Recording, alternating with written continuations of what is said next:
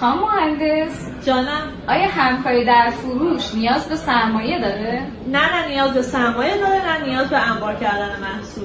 پورسانتا به چه صورتی محاسبه میشه؟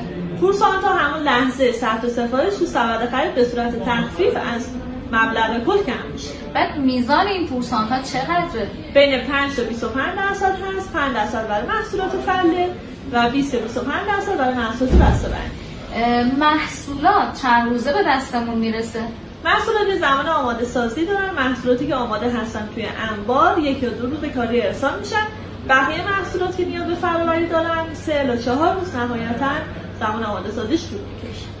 اگه این محصول مشکل داشت و برگشت زده شد، محصول با آدرس ما میاد یا شرکت؟ مستقیم به شرکت میاد. برای جلب اعتماد مشتری من نیاز دارم که نظر مشتری قبلی رو داشته باشم. چیکار میتونم بکنم؟ توی سایت میتونین هر محصولی که باز کردین قسمت نظرات مشتریان قبلی رو کپی کنین. یه سوال مهم، برای ثبت نام من باید هزینه پرداخت کنم؟ نه، کاملا رایگان.